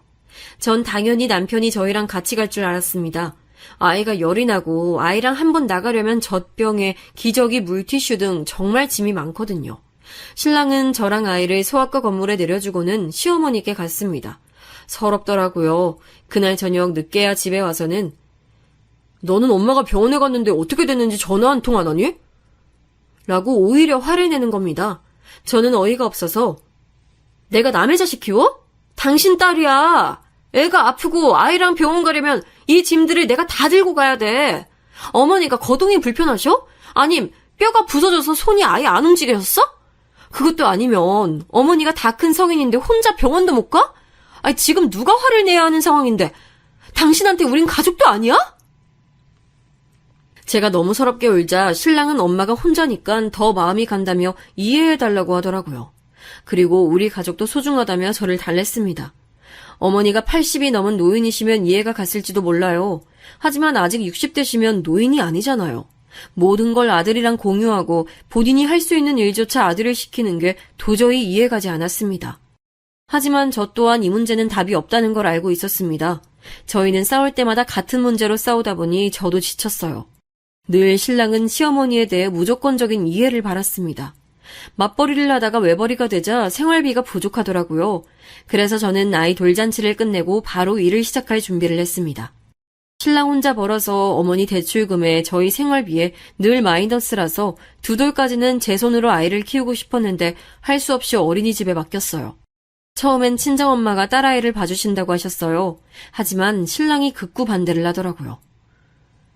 다른 집 아이들도 돌 지나면 요즘은 어린이집 보낸대. 그러니까 걱정하지 말고 보내자. 어머니 오셔서 주무시면 불편하실 거고 매일 1시간 거리를 친정에서 왔다 갔다 하는 것도 힘드실 거야. 그러니 어린이집 보내고 내가 저녁 타임은 책임지고 애 돌볼게. 오전에는 제가 아이를 보고 집안일을 한 후 학원으로 출근하고 오후 6시부터는 신랑이 아이를 전담으로 맡기로 했습니다. 학원 수업에 아이 케어까지 정말이지 몸이 2개라도 모자랄 것 같은 시간이었죠. 하루는 어머니가 전화를 하셨습니다. 내가 너무 힘들어서 전화했다. 너 학원 다른 곳으로 알아보면 안 되니? 고등학생이 아니라 초등학생 가르치면 6시면 마친다고 하던데 내가 매번 애 씻기고 밥 먹이고 힘들어 죽겠어. 알고 보니 신랑은 늘 어머니 집에 가서 저녁을 먹었고 애 씻기는 것 또한 어머니에게 부탁하고 본인은 친구들을 만나러 갔더라고요. 너무 화가 났습니다. 이제 돌 지나서 부모의 부재를 느끼고 아는 시기인데 일주일에 2번을 그렇게 나가서 놀았더라고요. 저는 신랑에게 바로 전화를 했습니다. 자기야 지금 어디야? 지금 왜 시댁에서 어머니가 우리 소라를 보고 있으셔? 어머니가 힘들다고 애 데리고 가라 하시더라? 나보고 학원 옮기래. 당신 지금 뭐 하는 거야? 아, 오랜만에 친구 좀 만났다. 나 이제 30대 초반인데 친구랑 좀 놀 수도 있지. 애 태어나고 친구들 밤새 놀 때 난 한 번도 그렇게 논 적도 없고 아니 나도 숨 좀 쉬고 살자. 그리고 엄마가 나보다 소라 더 잘 봐. 우리 엄마한테 소라 맡기고 돈 드리면 안 돼? 엄마 편의점 아르바이트 그만하시고 소라 봐주시는 돈 드리면 되잖아. 남편은 시어머니가 소라를 전담으로 맡길 바랐고 우리가 그 집으로 들어가길 바랐습니다. 하지만 전 시댁살이만큼은 정말 싫었습니다. 그리고 아이를 키우는 성향도 너무나 달랐습니다. 저는 TV를 보여주는 건 최대한 늦게 하고 싶었고 음식도 3살 전까지는 어른들 먹는 것처럼 간이 센 음식 대신에 아이를 위한 음식을 해주고 싶었죠. 늘 오전에 출근하기 전 아이를 위한 반찬, 국을 준비하고 가는데 어머니는 제가 한 음식이 맛이 없어서 애가 안 먹는 거라고 돌진한 아이에게 김치를 씻어서 주거나 드시던 숟가락으로 애한테 밥을 먹이시는데 정말 싫었어요. 요즘 젊은 시어머니들은 며느리 눈치를 본다고 하는데 저희 시어머니는 전혀 그런 거 없었습니다. 한 번은 제가 조심스럽게 말씀드렸어요. 어머니, 우리 소라가 들깨 알러지가 있어서 음식은 제가 만들어 놓은 걸로 먹여주시면 안 될까요? 그리고 벌써 어머니 드시는 사탕이나 초콜릿 주시면 안 돼요. 적어도 카페인이 든 초콜릿은 3살은 돼야 먹을 수 있는 음식이고 애가 자꾸 이런 음식만 먹으려고 하니까 밥을 안 먹네요. 나도 우리 선호 다 키워봤어. 아무거나 잘 먹여야 애가 잘 크는 거야. 선호 봐라. 키도 크고 잔병 치레 없이 얼마나 잘 컸는데 요즘 젊은 얼마들이 하도 유난을 떨어서 애들이 면역이 약한 거야. 아이 다 내가 알아서 먹일 테니 걱정하지 마.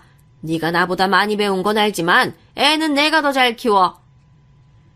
그날 저녁 신랑이 한 소리 하더라고요. 엄마가 기분이 많이 상하셨는데 무조건 죄송하다고 빌어라 했습니다. 도대체 제가 뭘 잘못했나요? 전 제 의견을 얘기했을 뿐이고 요즘 아이 엄마들 그 정도는 다 말하고 오히려 요즘 젊은 시어머니들이 더 유기농 친환경 제품으로 먹이라고 하시는데 본인 침이 묻은 숟가락으로 먹이는 건 말도 꺼내지도 못했는데 말입니다. 그래도 남한테 맡기는 것보단 핏줄이라고 더 챙겨주시는 어머니라 더 말할 수도 없었습니다. 그리고 남편의 압박 아닌 압박이 시작됐습니다. 시어머니가 애를 전담으로 봐주시고 본인도 저녁 타임에 일을 하면 더 수익을 낼 수 있으니 걸어서 20분 거리 시댁에 같이 살자는 겁니다. 전 다른 건 몰라도 그 점은 정말 싫었거든요. 적어도 집은 딸아이와 남편 저의 가정으로 만들고 싶었습니다. 그리고 분명 같이 산다면 더 많이 싸울 게 눈에 보였습니다. 아들이 무조건 잘했다, 우리 아들 최고다 생각하시는 어머니시니 무슨 일이 생길 때마다 아들 편을 드실 거고 친정엄마께 속풀이는 하는 것도 한두 번이죠.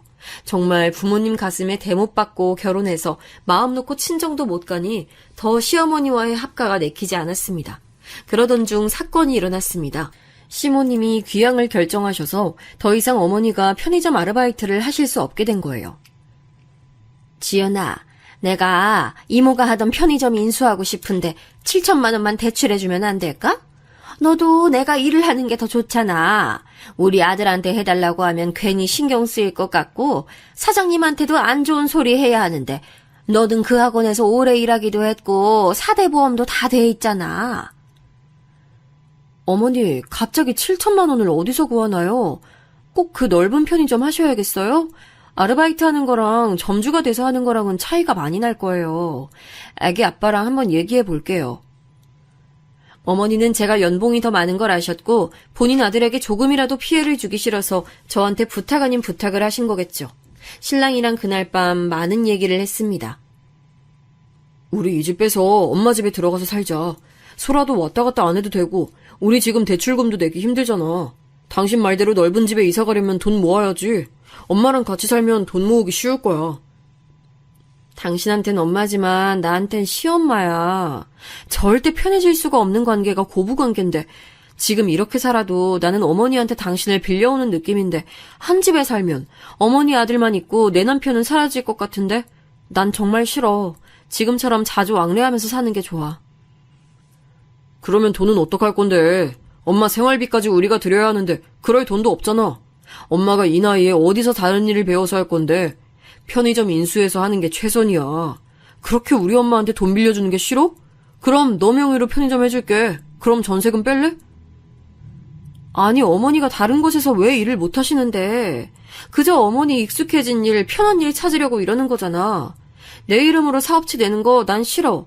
그리고 내 신용으로 7천만 원이나 대출이 안 된다는 거 알잖아. 그러니까 이 집 전세금 받으면 다 가능한 거잖아. 아니, 우린 가족인데 이 전세금 엄마 빌려주는 거 아까운 거 아니냐고. 저는 돈도 돈이었지만 정말이지 시댁에 합가하는 게 싫었습니다. 이 나이에 시집살이를 하는 걸 좋아하는 며느리가 세상에 있긴 할까요? 저희 부부는 일주일 동안 말 한마디 하지 않았습니다. 일주일 내내 냉전이었죠. 너무 속상해서 친정엄마에게 전화를 걸었습니다. 정말 이럴 때 가장 많이 생각나는 건 바로 엄마인 것 같아요. 엄마, 정말 힘들어. 효자 아들 다들 기피하는데 나는 왜 이런 선택을 했을까? 정말 시집살이는 하고 싶지 않은데 자꾸 내 전세금으로 지금 편의점 점주하시고 싶다고 자꾸 말씀하시는데 정말 어떻게 해야 할지 모르겠어. 엄마, 맨날 이런 말해서 미안해. 나중에 내 딸이 이러면 정말 속상할 것 같아. 아이고, 우리 딸이 그렇게 엄마 말 안 듣고 결혼하고 딸 낳으니 이제 엄마 맘 알겠어? 그래도 이제 딸도 있는데 이혼할 수는 없잖아. 엄마가 아빠 몰래 비상금 대출이라도 해서 보태줄까? 우리 딸 시집살이 하는 건 엄마도 싫은데. 엄마가 돈 좀 알아볼게. 아니야, 엄마. 정말 그건 아니야. 아빠가 그렇게 반대하는 결혼할 때 절대 친정 식구들한테 돈 달라 소리 절대 안 하기로 마음먹었고 내 마지막 자존심이야, 엄마. 엄마랑 통화하고 나니 다시 한번 아빠에게 죄송한 마음이 들었어요. 결혼식 전날까지도 꼭 해야겠냐며 반대하시던 아빠. 아마 저보다 사업을 하면서 많은 사람들을 만난 아빠는 저희 시어머니와 신랑을 보면서 이런 미래를 예상하셨겠죠. 신랑과 일주일간의 냉전을 하고 있는데 어머니가 찾아오셨습니다. 내가 돈 구했으니 너희들 너무 걱정하지 마라. 엄마 아는 지인분이 빌려주시기로 했어. 나도 괜히 며느리한테 아쉬운 소리해서 마음이 그랬는데 이번 일은 없던 걸로 하자. 하시는 어머니를 보니 일주일간의 가슴을 꽉 막고 있던 무언가가 내려가는 기분이었습니다. 남편 눈치 보여, 시어머니 눈치 보여, 양쪽으로 눈치를 보니 정말 평생 없던 위장염까지 왔거든요. 남편은 어머니가 가시자마자 제게 푸념을 하는 겁니다. 엄마가 누구한테 빌렸는지 모르겠지만 누군가에게 아쉬운 소리를 했다는 것에 대한 미안함 때문인지 아니면 본인의 연봉에 대한 미안함 때문인지 짜증을 냈습니다. 아직도 어머니랑 한 집에서 살고 싶은 미련 때문인지도 모르겠습니다. 하지만 먼저 말을 안 꺼내기에 저는 끝까지 모른 척했죠. 저는 정말 같이 사는 건 너무나 싫었거든요. 그 외에도 남편과의 갈등이 될 만한 일들은 결혼 생활 내내 많았습니다. 작년에 있었던 일입니다. 어머니 환갑생신이라서 필리핀으로 환갑여행을 다 같이 갔습니다. 작년에 이모님 칠순 때 온 가족 필리핀 여행이 너무나 부러웠다는 어머니는 본인 환갑 때 꼭 가고 싶다고 말씀하시더라고요. 저는 신랑에게 알아보고 결제하라고 했습니다. 어차피 패키지로 갈 거라 생각했기 때문에 여행사 알아보고 이모님이 가신 곳 가고 싶다고 하셔서 고르는 건 쉽게 할 줄 알았습니다. 그런데 신랑은 한 달이 지나도 여행 상품을 고르지 못하더라고요. 오히려 저에게 큰 소리를 쳤습니다. 너는 해외도 많이 다녀봤지만 우리 엄마나 나나 고작 한 번 가본 게 다인데 우리한테 보고 고르라고 하면 어떻게 선택하냐? 지금 우리 엄마랑 나랑 가난해서 안 가봤으니 무시하는 거야? 아니 다른 집은 며느리가 다 골라서 결제까지 하고 한다는데 넌 혼자만 이래? 다른 날도 아니고 우리 엄마 환갑 여행인데. 라고 하는데 억울했습니다. 지금 시험 기간이라서 바쁜 거 알잖아. 그리고 내가 시간을 빼서 여행을 가려면 그만큼 보강해야 하는 것도 알면서 지금 내 탓만 하는 거야? 자기가 어머니랑 저녁 식사할 때 검색하면서 얘기 나누면서 고르면 되잖아. 어머니 보기 좋으시라고 홈쇼핑 상품으로 내가 카톡으로 보내드렸는데 난 할 만큼 했어. 엄마가 해외여행을 한 번 가봤는데 그걸 보고 아시겠어? 똑똑한 며느리라고 엄마가 얼마나 이모한테 칭찬하는데 이런 일까지 내가 일일이 다 신경 써야 하는 거야? 아, 그래. 내가 알아서 할게. 대신 여행 가서 절대 이건 이렇다 저건 저렇다 하면서 투덜대지 마. 매번 우리 아들이 결정해야 믿음이 간다 하시는데 내가 고르면 또 이건 마음에 안 든다 하실 건데 그래서 자기 보고 선택하라는 건데. 알았어. 내가 다 할게. 어머니는 늘 제가 선택한 곳은 비싸다, 돈을 많이 쓴다는 식으로 말씀하셔서 이제 시댁 관련한 일은 제가 결정하고 싶지 않았는데 이런 사소한 일들까지도 저희 부부는 싸움이 되더라고요. 그래서인지 어느 순간 저희 부부는 대화가 없어지는 걸 느꼈습니다. 신랑의 모든 이야기는 어머니랑 연관돼 있었고 저는 이해할 수 있는 범위를 벗어난 그 둘의 행동에 지쳐갔습니다. 그렇게 하루가 또 1년이 지나서 여기까지 왔네요. 새로 시작한 어머니의 편의점 점장 일은 생각보다 바빴습니다. 상대적으로 젊은 시어머니시지만 컴퓨터로 발주내고 하는 일은 버거워하셨어요. 그러다 보니 신랑이 전담으로 할 때도 있었습니다. 하루는 신랑이 밥을 먹으면서 얘기를 꺼내는 겁니다. 엄마 혼자 하는 거 너무 힘들어하시고 요즘 운동센터도 개인 회원이 줄어서 나도 눈치 보여. 엄마가 하는 편의점 아르바이트생 고용하는 것보다 내가 점주를 하면서 하는 게 좋을 것 같아. 지금도 매일 발주하러 가는데 내가 아예 전담으로 하는 게 어떨까? 사실 어머니랑 같은 일을 시작하는 게 마음에 들지 않았습니다. 남편은 남편의 일을 하기를 바랐고 어머니는 어머니 일을 하기를 바랐습니다. 점점 어머니가 우리 부부에게 필요 이상으로 기대는 것도 싫었습니다. 그 느낌 아실까요? 내 남편을 내가 빌려 살고 있는 느낌. 딱 그 표현이 맞는 것 같습니다. 어머니 아들은 저랑 딸아이가 빌려서 같이 사는 느낌이라서 같이 일하는 것에 대해 반대했습니다. 너는 엄마랑 관련된 일은 다 반대하더라. 너한텐 시어머니겠지만 나한텐 어머니거든? 엄마가 힘들게 한다는데 안쓰럽지 않아? 엄마가 돈 벌어보겠다고 저렇게 열심히 일하는데 도와주진 못할 망정. 내가 같이 하겠다고 하면 잘해보라고 응원해주면 안 돼? 이런 상황에서 응원을 할 수 없는 게 대부분의 며느리 아닐까요? 어디서 돈을 빌려왔는지 미리 알았다면 아마 저는 큰 소리 내면서 당당하게 반대했을 텐데 그때는 그 큰 비밀을 알지 못했습니다. 이 비밀이 드러난 건 반년 후 어머니 생신 때였습니다. 신랑은 결국 제 말을 듣지 않고 운동센터를 관두고 어머니랑 같이 편의점을 운영했습니다. 그래, 자기 마음대로 해. 대신에 학원 근처 아파트로 이사 갈 거야. 나도 12시 넘어서 퇴근하고 매일 택시 타고 오는 것도 솔직히 한두 푼도 아니고 그 시간에 내가 걸어올 수도 없잖아. 우리 애기도 있는데 아파트로 이사 가야지. 어린이집도 있는 곳으로 내가 다 알아봤어. 우리 딸 생각 좀 해줘. 신랑은 시어머니 아파트로 가고 싶어 했지만 저희 학원이랑 거리가 더 멀어지기 때문에 더 이상 말을 하지 않았습니다. 나름의 절충안이었어요. 어머니랑 편의점 하는 대신 시댁과 거리는 조금 멀어지는 걸로. 그렇게 일이 마무리되어 가는 것 같았습니다. 처음엔 한 달에 200만 원 정도 월급으로 가져다 줬어요. 사실 이사를 하면서 대출금도 늘어나서 정말 돈이 많이 필요했습니다. 친정엄마께 손 벌리고 싶을 적이 한두 번이 아니었어요. 하지만 내 마지막 자존심이었기에 차마 아빠에게 돈을 빌려달라는 얘기는 할 수가 없었어요.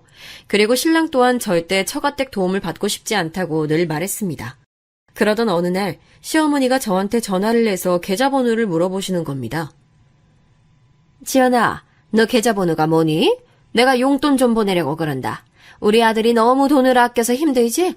내가 몰래 현금 좀 보낼 테니 계좌번호 좀 문자로 보내줘. 5분 후 300만 원이라는 큰 돈이 제 통장에 입금됐어요. 입금 문자를 보고 전 10번도 넘게 0을 세어본 것 같아요. 황당했습니다. 저 결혼 전 예단비는 고사하고 설날이나 생일이라도 어머니한테 1,000원 한 장 받아본 적이 없었거든요. 남들은 며느리 생일이면 단돈 5만 원이라도 주신다는데 한평생 돈 주신 적이 없으신 분이 갑자기 이러시니 좋으면서도 의심이 들었습니다. 그 의심은 곧 해결됐습니다. 어머니 생신이라 집에서 한 끼 간단하게 먹자고 하셨어요. 평소 어머니는 늘 소고기가 왜 비싼지 모르겠다. 나는 삼겹살처럼 김치랑 같이 구워 먹는 게 좋아 라고 말씀하시던 분이셨어요. 결혼 첫 해에 한우집을 갔는데 1인분에 3만 원이나 하는 고기를 드실 수 없다고 돈을 아껴 써야지 왜 이렇게 돈을 아끼지 않느냐고 잔소리도 들은 적이 있었어요. 어머니랑 신랑이 편의점 교대를 하기 때문에 식당에 가기에 시간이 어중간해서 저희는 어머니 댁에서 생신상을 차려드리려고 준비했습니다. 아침부터 조기에 나물에 미역국을 준비해서 어머니 집으로 갔어요. 하루 종일 장보고 음식한 저에게 신랑은 오자마자 소리를 질렀습니다. 야, 넌 엄마 생신인데 삼겹살이 뭐야? 소고기 정도는 사와야지. 나랑 엄마가 얼마나 고생해서 돈 버는데 고작 삼겹살, 매일 먹는 삼겹살이나 먹어야겠어? 니네 집은 갈 때마다 소고기 먹으면서 우리 엄마는 생신인데도 삼겹살 먹어야겠냐? 너 자꾸 우리 엄마 무시할래? 하면서 소리를 질렀습니다. 사실 소고기를 살까 고민도 했습니다. 하지만 어머니는 삼겹살을 더 좋아하신다고 본인이 말씀하셨고 고기 외에도 생신이라 나물에 생선에 국에 준비한 것들이 많아서 이게 문제가 될 거라고 생각도 못했습니다. 거기에 이사를 하면서 정말 마이너스 통장까지 사용하고 있는 이 판에 10만 원이나 주고 소고기를 살 수도 없었습니다. 제가 저희 친정에 소고기 한번 사가고 신랑한테 저런 말 들었으면 억울하지도 않습니다. 전 늘 부족한 살림에 명절에 2번 친정에 갈 때마다 엄마가 좋아하는 케이크 하나 사들고 간 게 답니다. 엄마는 늘 그 이상으로 신랑 몰래 상품권이나 애 선물이다 하면서 챙겨주셨는데 그래놓고 자기 엄마 생신이라고 소고기 안 사왔다는 이유로 소리치면서 다가오는 신랑을 보니 저도 피가 거꾸로 쏟았습니다. 왜? 돼지고기가 어때서? 그렇게 어머니 하면 본인 어머니인데 자기가 음식 준비하지 그래. 아침부터 장 봐서 국 끓이고 생선 굽고 나물 차린 거 안 보여? 그리고 어머니 삼겹살 좋아하는 거 아들이 몰라? 도대체 왜 이러는데? 하면서 제가 처음으로 큰 소리를 내니 신랑은 더 화를 내면서 너 당장 일로 나와. 지금 어디서 큰 소리야? 시엄마가 우스워? 내가 우스워? 아이고 그냥 먹으면 되지. 넌 이 시애미 생일날 큰 소리 나게 해야겠니? 네가 자꾸 우리 아들 말 안 들으니 싸우지. 그만들 좀 싸워라. 어머니는 아들만 눈에 보이시죠? 제가 오전부터 이렇게 음식 준비한 건 전혀 고맙지도 않으시죠? 우리 엄마 생신인데 며느리가 음식 차리는 게 당연하지. 네가 우리 엄마한테 잘하는 게 뭐야? 우리 엄마가 소라도 키워주고 얼마나 고생하는데 어디서 시어머니한테 큰 소리를 내? 하면서 제 뺨을 치려던 순간 띵동 소리가 났습니다. 시어머니가 문을 여니 저희 아빠가 서 계시더라고요. 깜짝 놀랐습니다. 아빠는 아마 아파트 복도서 이야기를 다 들으신 것 같았어요. 아빠는 바로 저희 시어머니 뺨을 때렸습니다. 당신 내가 돈 빌려줄 때 아들 관리 잘하라고 했지? 나한테 돈 빌려갈 때 우리 딸 눈에 눈물 안 나게 잘하겠다 했어 안 했어? 얼마 전에도 애들 이사한다고 돈 달라고 찾아와 놓고선 지금 우리 딸이 이런 대접 받고 있었던 거야? 저희 어머니는 손을 벌벌 떨면서 아들을 앉히며 아이고 사돈 제가 잘못했습니다. 선우야 어서 사돈 어른께 잘못했다고 빌어라 어서. 저는 너무나 어이가 없었습니다. 결혼을 끝까지 반대하신 아빠는 사실 저에게 일절 연락을 안 하셨습니다. 반대하는 결혼을 한 딸을 안 보고 싶어 하셨어요. 그런 아빠가 시어머니께 돈을 빌려준 장본인이셨다니 저는 처음 듣는 소리였습니다. 아빠 지금 무슨 말씀이세요? 혹시 어머니 편의점 돈 갑자기 어디서 났나 했는데 아빠가 빌려주신 거예요? 어머니는 그런 말을 왜 저한테 하지도 않으셨어요? 거기에 얼마 전 이사한다고 주신 돈도 설마 저희 아버지한테 받으신 거였어요? 어쩐지 한평생 10,000원짜리 한 장 주신 적 없으신 분이 300만 원이라는 큰 돈을 주셔서 웬일인가 했어요. 뭐 300만 원? 당신 지금 내가 준 돈 1,000만 원에서 700원 빼고 준 거야? 진짜 몹쓸 사람이네. 엄마 저희 장인어른한테 돈 받으셨어요? 왜요? 친구분한테 빌리신 거라 하셨잖아요. 아니, 제가 이러면 이 사람한테 기죽어서 어떻게 살아요? 한순간 난리가 났습니다. 오늘 아빠가 오신 건 사돈 생신이라 케이크 하나 전해줄 겸 오셨고, 이제라도 딸이랑 사위에게 전세금 얘기를 할 생각으로 오셨다고 합니다. 생신이라는 핑계로 딸에게 금전적으로 도움을 주고 싶으셔서 시댁 어른이 있을 때 말을 하려고 오셨던 거였습니다. 알고 보니 저희 시어머니는 저희 아버지가 강남에서 부동산을 하시는 걸 아셨고 급한 돈이 필요하자 아버지 부동산으로 찾아가셨던 겁니다. 저에게 대출해달라고 말씀하신 다음 날 시어머니는 저희 아버지를 찾아가셨습니다. 사돈어른, 제가 이런 말 하는 거 불편하게 듣지 마시고요. 제가 지연이에게 대출을 좀 해달라고 했는데 지금 연락이 안 되네요. 딸아이 이름으로 대출 내는 거 원하시지 않을 것 같아서 사돈어른 먼저 찾아왔어요. 듣자 하니 사돈어른이 저희 옆 빌딩 건물 사장님이라고 하시던데 전 그걸 이제야 알았네요. 저희 단골 손님이 말씀해 주셔서 알았어요. 박 사장이 말했나 보네요. 제가 빌려준 거 알면 딸아이도 기분 나빠할 것 같은데 절대 친정에 손 벌리지 않는다고 나갔으니. 지금 대출 금리 아시죠? 많이도 아니고 딱 7천만 원 빌려주세요. 나머지는 제가 알아서 할게요. 저희가 열심히 벌어서 손녀도 잘 키우고 우리 애들 다 물려받을 건데 제가 부지런하게 장사해 볼게요. 저희 아들은 계약직이라 대출도 힘들고 지연이한테 대출해달라고 했는데 연락이 없네요. 저희 딸이 알면 자존심 상해할 테니 안 그래도 명절이나 돼야 집에 오는데 저희 두 사람만의 비밀로 하시고 공증은 받아놓겠습니다. 원금은 우선 1년 단위로 계약하시고요. 절대 우리 지연이한텐 비밀입니다. 나중에 제가 말하죠. 그럼요, 사돈. 저도 저희 아들이 알길 원치 않아요. 저희 아들도 괜히 기죽이고 싶지 않고 저도 며느리한테 입단속 잘할게요. 그리고 제가 지연이한테도 잘할게요. 지금도 제가 우리 며느리 친딸처럼 예뻐하고 있습니다. 오면 제가 음식도 다 해놓고 밥도 차려놓고 한다니까요. 빌려주신 돈 얼른 갚아드릴게요. 감사해요. 사돈 덕분에 돈 걱정 덜었네요. 안 그래도 아들 부부가 돈 구한다고 싸운 것 같아서 마음이 안 좋았는데 다행이네요. 그렇습니다. 저희 시어머니는 아는 분께 저희 친정아빠가 건물주인 걸 들으셨고 편의점을 하기 위해서 7천만 원이라는 큰 돈을 빌리신 겁니다. 저한테 대출해달라고 한 다음 날 뻔뻔하게도 저희 아버지를 찾아가신 거였습니다. 아빠는 저를 위해서 말도 못하시고 돈을 빌려주셨고 딸이 속상할까봐 내색도 못하셨는데 이 사단이 난 걸 보신 거죠. 지연아, 너 정말 계속 이렇게 살 거냐? 아빤 더 이상 못 본다. 이렇게 식모처럼 살 거야? 네가 아무리 잘한다 해도 너에게 손찌검한 녀석 나는 더 이상 못 봐.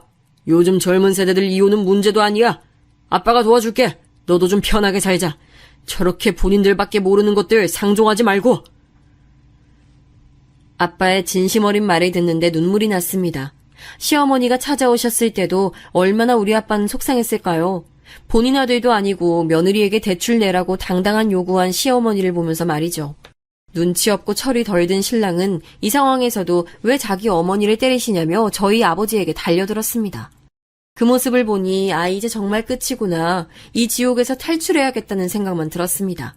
지난 6년간 힘든 고부 갈등과 효자 아들 사이에서 얼마나 힘들었는지 짝사랑의 콩깍지는 예전에 떨어졌지만 그래도 부모님이 반대하는 결혼을 해서 단 한 번이라도 행복하게 잘 사는 모습을 한 번쯤은 보여드리고 싶은 마음이 컸습니다.